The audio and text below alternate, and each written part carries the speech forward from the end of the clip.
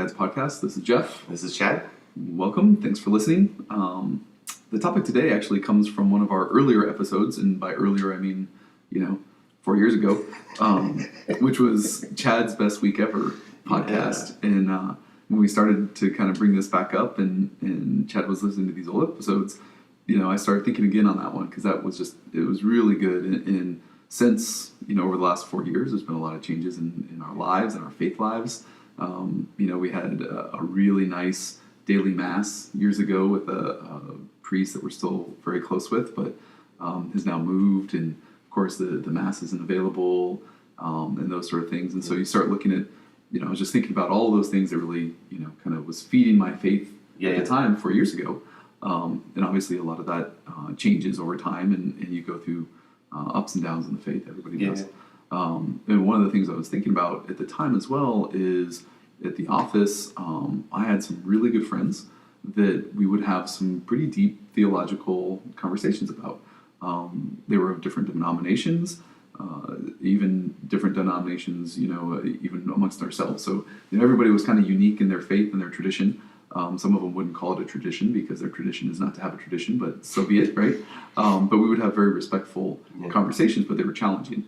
And we kind of tell the story as we go through the podcast. You'll probably gather a lot about our faith stories and our journeys and that sort of thing. When we came into the church, it was very intellectual for me. I was kind of just going through the motions, and the faith was all about just kind of being a part of the church. And, I'll be honest, I didn't really buy into a lot of the faith components, the true presence and reconciliation. And, I just, for whatever reason, those parts didn't really stick with me as I went through RCIA. And it wasn't until we got down to Texas that I really was challenged in the faith in terms of what it means to be Catholic. And, do you believe in the infallibility of the Pope, and what does that mean? And do you believe in saints? And, all of these kind of challenges. And I think initially the challenges came from a point of, hey, we're all friends and we can have these conversations, but at the same time, maybe these guys had never actually come across a Catholic before, or not in their experience, one that, would be willing to engage in debate or whatever. And so it really made me have to grow in my faith, and especially being down here in the Bible Belt, and you get a lot of those challenges. It strengthened our faith, and it was really through a process of both being here in Houston and being challenged, not on a daily basis, but regularly enough that I felt like I needed to go back and I needed to do more reading and pick up more learnings. And so I did. I got books and that sort of thing. But also, the challenge was really good in order to really secure what do you really believe. And so the topic of the podcast is I was thinking, should it be the challenge, should it be the argument? I really think it should be the argument, and not in the way the world looks at arguments today, where you get onto Facebook and you get onto Twitter and you do a couple 100-character snipe at somebody. But as a man and as a Catholic, we have a rich tradition of deep intellectual thought in argument in the classic sense. Right. And we've lost so much of that. And so, as a Catholic dad, I think that's a skill that we need to develop, and be mindful of maybe even searching out those friends that aren't in the church, maybe some that are, but I think the challenge is even better when they're outside of the church, and find those friends, find those people, the people in your community that are of a different faith, a different denomination, that you can have those conversations, and you can engage. And it takes some wisdom to be able to know who that is, and it takes a personal relationship first, obviously. So that's kind of the topic. I'll kick it over to you and just get your first thoughts on all that. And we'll grow. I think, what you just said is spot on. I mean, you wouldn't just you're not going to go down your Rolodex and be like, oh, Bob, I'm gonna call Bob up. Hey, Bob. Right. What do you think about confession? Yeah. Let's talk about the true presence. I mean, it's definitely got to be something about, and that's what I love about just, everything about the faith. And this doesn't matter, Catholic, Protestant, whatever, is like God meets you where you are. No matter where you are, you could be on top of the mountain or in the valley. Mm-hmm. God's going to meet you there, and God is with you there. So it's, wherever you are and wherever you're planted, and what is your surroundings? What's the environment that you're in? Mm-hmm. Are you at work all day, or if you're a mother, are you at home? or are you a student at school, in class, God is with you there. Christ is with you there. The Holy Spirit is upon you. And he wants us to engage in people. He wants us to have these conversations. And for any conversation, no matter what it is, if you're selling encyclopedias, what's the likelihood of you buying an encyclopedia for somebody just running up to you and like, here, you want these encyclopedias, or whatever, versus if you had this nice conversation with somebody and you build a friendship with them, and then all of a sudden, you notice that there are these beautiful hand-bound books that he has. Oh, that's an awesome book, and then slowly, he tells you about what he's got to offer, and then, yeah, I'll take one of those books. So it's like you got to build that relationship, and the same thing. You can't be all up in somebody's face on anything and expect them to receive it well. So it's that there is a nuance, if you will, to the argument in the classical sense of, first you have to have a type of relationship with this person that you're having a conversation with. And that's what it is. It's a conversation. And I think that today, where we live today, and the time that we live in today, it's everything is just so much different than the way it used to be. Because you say something, words mean different things now. So you say argument, and the first thing that people think is conflict. You say debate, and the first thing people think is like, the gun debate or the abortion debate, and it's like it automatically brings up these very, clashing images, because that's the world we live in today, and we've lost a lot of that. And I think what's great about this topic, it's good to be talking about it, is maybe how can we bring back the more classical sense. How can we, because I can say that, I just point the finger at myself, that when somebody, maybe it's at the dinner table, and one of the kids says, well, why do you do that? I might be immediate to fly off the handle of like, why are you questioning me? You're questioning that. Maybe they're just asking a question. Maybe can it be that they're just asking the question?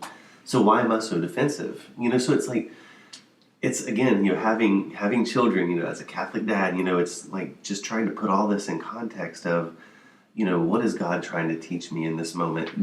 That I've got a child that's asking me a question, and I suddenly have made that question, or maybe it's my wife has asked me a question, why did you do this or whatever, and I'm taking offense to that. Well, why am I taking offense to that?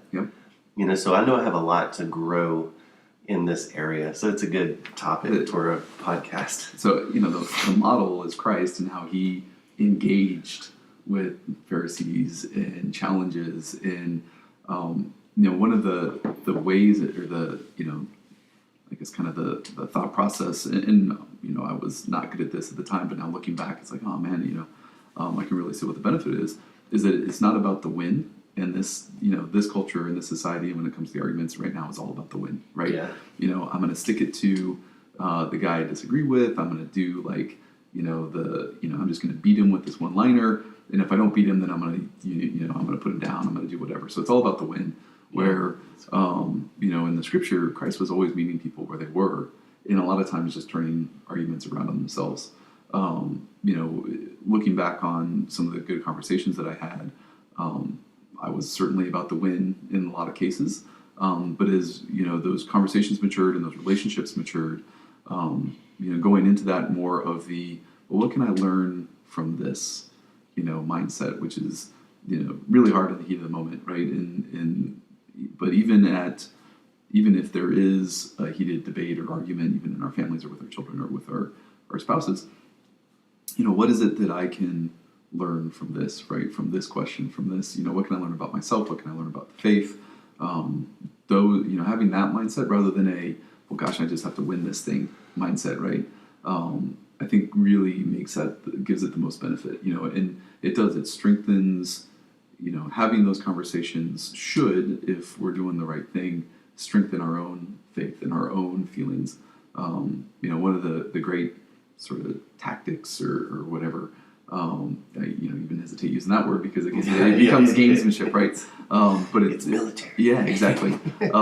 Is you point out the flaws in your own argument first, and if you can do that, it's much more engaging in terms of that conversation. So in the conversations we've had, with my friends about the church, where they would point out something, I would say, oh, I can absolutely see that, right? I can absolutely see how, in some cases the faithful are just going through and checking the boxes, right? And from the outside looking into the church, you're looking for, a spirit-filled church. You're looking for a really kind of emotional worship experience.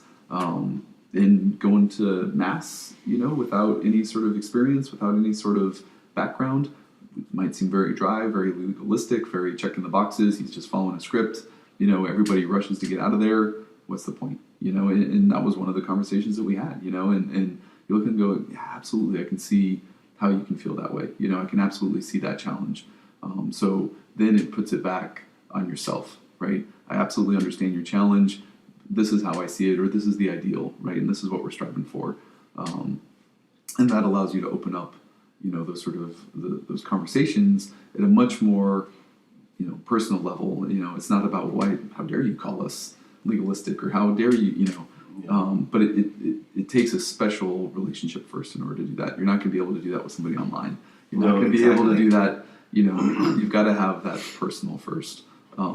I guess that that's the struggle is where outside of your personal faith community or whatever might you find that place, and you may not have a lot of opportunities, and so when they come along, you have to take advantage of that if you can. Right? And like you're saying, I mean, you could have a really good friend that is whether it atheist, Christian, different religion, whatever.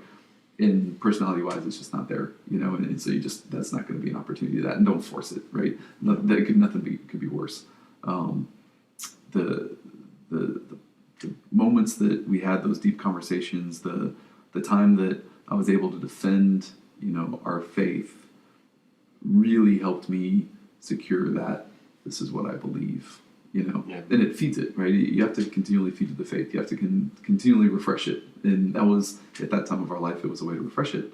Now, at this time of my life, it might not, be as beneficial. Maybe, I don't know, I can't say, right? But I think certainly at that time when there was kind of a combination of us, transitioning into having children, transitioning into being in a faith community here that's very, very strong, which we didn't have in Colorado either, and then being challenged was really the perfect combination for Christ to just call us really deeply into the faith, And it was about that time that I went on the Acts retreat, Store of Christ. I came back on fire from that. That was really my conversion experience. And so I was able to, share that with Protestants that have all had that very emotional, conversion experience. So they had that very, sort of switch came on. Yeah. They went to the revival, and it was big music and big emotion and all that stuff. And so I was able to share from that standpoint. And that was, eye-opening to them too. The faith could have that, Yeah, that the Catholic faith can have exactly. that. Yeah, right. Yeah. So I tell you, one of the things that you had just said, something that triggered this thought in my head, and it was basically like when you're it's almost like, so like we're in sports, right? So sports, football, I guess, is like in week 4, Mm-hmm. and in baseball, we got the playoffs going on, and I guess NBA is about to start, but who cares about basketball? Right. But it's like, as a rookie, you think of a rookie, whenever a rookie comes into the league, he's looking to prove himself, he's got skills. Yep. Obviously he wouldn't make it to that level, but he's still he's a rookie among vets, and he's got to make his mark. Yep. So sometimes rookies do stupid things. And I feel as a Catholic, as somebody who, even though I was, born and raised Catholic, once I, got back into my faith and started learning so much about my faith, and like you were saying, now you're starting to have these conversations.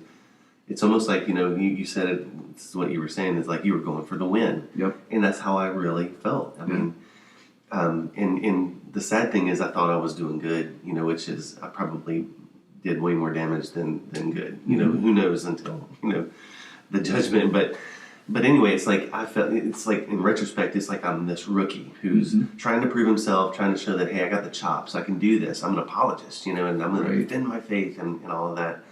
But whenever you just peel it back to what God really wants us to do is to have those relationships. Think about like when the prostitute was about to get stoned, and Jesus comes and draws some stuff in the sand, and he's like, whoever's without sin, be the first to cast the stone, and everybody walks away. Yep. Put ourselves in that situation, myself in that situation, I probably would have been the first one that had been grabbing a stone. I wouldn't have been asking the question. So I think that's, kind of like where it was, and now as we've grown in our faith, and that's why I love that phrase, grow in your faith, because it's not like God gives us faith. Faith is a gift, but you have to grow, into like this. And I don't even want to say wisdom, but it's like the wisdom to know when and what to say and when to shut up. It's a beautiful thing, and it's taken me all this time, and I still don't have it down. But one of the things that I wanted to just share, it's just I felt called to say this. It just cropped up while you were speaking. So we lost a lot of stuff in the flood. We got 4 foot of water in our house, and I was talking with one of my neighbors, and they were saying the irony of what we lost was that we lost all the stuff that we used, because all the stuff that you use, Jeff, in your house is probably about eye level. Yep. So when you go to the grocery store, the stuff they want you to buy is about eye level, chest level. It's about that high, okay? And because that's your line of sight, and they want you to grab those things. Right. So if they're going to try to sell something, they're going to put it up. They're going to bring it up. It's not going to be at the bottom. It's not going to be at the top. It's going to be like right there in the middle. Right. And that's about where the water level was in our house. And we were just talking about how, all the stuff that was way up at the top, we never look at that stuff. Yep. And, so that was saved. But Right. all the stuff that we use on a daily basis is at eye level. Right. And that's all washed away. Yep. So in my in our home, in our what we call the schoolroom, we have this big bookshelf. Okay, and in that bookshelf, all the stuff that was up at the high levels. Right. I'm kind of a nerd, so like the far left is religion, books on religion and the faith. In the middle is like reading books like fiction and whatnot, and on the right was school related books. So all the books that were in the middle on my faith wall, Right. were apologetics books. And I find, and what was higher were, maths books, Bibles. Right. So in a way, God washed away all of the argumentative books Right. that I had to rely on. Yep. I can't go to that book. I can't go to radio replies anymore. Right. I see what Fathers McCartney or Cartney and Rumble said about this topic. Right. I can't go to see what the the argument against Mormonism is. Right. That's washed away. Yep. But you know what's still there? The Bible. Yep. Yep. Yep. So in a way, it's like God, showing me what's important. So I just I thought I would No, that's share awesome. that just came up to me while we were talking. That's awesome. That's awesome. I'm just making that realization right now. Yeah. Oh, yeah. I think there's always it always comes up, and it's the line about always preach the gospel everywhere you go, and only if you need to use words, right? And there's different versions of that or whatever. I think sometimes as Catholics we use that as a little bit of a cop-out, right? But I think there's so much truth in when you get into these conversations, recognizing that just as much as the words you use, your actions and your purpose are going to be what people remember. Because, over time, one little argument people aren't going to remember, right? Getting in some emotional debate that's off-putting, they're going to remember that, And so, we were probably pretty fortunate in my office that we all had, these different faith backgrounds, and we all were able to have conversations that didn't get too heated. At least that I remember. Maybe the other guys maybe we should interview them and see if they have a different memory. But I thought it was fine. I did great. I was I so myself nice. perfectly. I was so nice. So that would be funny. But I think that it really that fed the faith, that discussion, that openness, and that's partly the apologetics is defending the faith, but there's also sometimes a lot of I wouldn't call them tricks, but there's certainly debate skills that come up, like you're saying, like the 5-point disagreement on the whatever topic it is, right? And that's just a way to to kind of close off, I think, some of that grace that could come from, recognizing that the person that you're talking to has legitimate reasons for believing what they do, whether it's their personal journey, whether it's their family. They have legitimate reasons for believing that, and they believe in their heart that it's absolutely true, just like we do. And if you can look at that from a mirrored standpoint and say, okay, I'm talking to somebody that believes as strongly in what they're telling me as I do, that changes that conversation. Because then it's not about, I'm going to win, because I don't want him to win, right? Because if he wins, I somehow I'll change, right? So why would I push that in those conversations, So that's always been more, rather than the whole, only use your words when necessary. I'm much more like that philosophy of just, remember that guy believes strongly what he believes. And not always. I mean, somebody comes to you and they're actually inquiring about the faith because they want to join the faith. That's a different conversation. But, when you're... Or just somebody asking in general, like... Or, just a general, why do you believe that? Why do you do this? Yeah, exactly. That's kind of a different thing than what we're talking about. We're talking about talking to a Protestant and they're challenging on, praying to the saints. Well, why do you pray to the saints? Well, why do you... Well, here's what it means to me, right? This is what this means, and this is how this has affected me. Those kind of conversations are the ones that I think can just help. It's just one of those little pieces of maybe armor, that just helps you continue to strengthen your faith against the world. And it does. I mean, it's fun to be challenged and go, oh, I don't know the answer to that. I'm gonna have to go find out. So good. Yeah. Well, I had just one thing to add to that, and that is or a couple of things it's like it's like exercise. You have to put this into practice. Absolutely. You have to work those muscles out. Yep. And in the 4 years since we haven't recorded, a lot of things have changed. Family things have changed. Well, it's like back then 4 years ago we were involved in some other things and we were doing other things, but right now it feels like I'm working out right now. It's like this is taking mental thought, and it's like, man, these are things. So it's like you gotta practice these things, and the more you practice the art of the argument, right. I think the more natural those conversations will be with people. But you got to start somewhere, and so I would say that the first thing for us to remember is that we're not always going to be perfect. We're not always going to have the perfect thing to say. Like even if you're not going for the quote unquote win, even though you truly want to reach these people, sometimes words don't come to me. Right. I mean, it's just like I have no idea what to say. So it's like, but then having the grace to say, I don't know. And let's talk. And I think that's going to build our wisdom. And another thing was one of the I don't know the exact scripture, but it was be prepared to share the gospel, basically. Right. Be prepared to share. So whenever that person comes to you with whatever question it is, or or whatever situation or circumstance you're in, you find yourself in, just be prepared to share the gospel. Yep. And then there's that one about using make sure you do it in charity. I can't remember the exact words of it, but it's like be prepared to share the gospel and make sure that you're ready to do it charitably. And just not to say you're going out looking for those opportunities, but just be ready. Yep. And I think that would be it. I think that was right. Do it with charity, right? Yeah. That if we were all much more charitable, all of these disagreements and these arguments and things would be a lot different, right? Yeah. Change the world.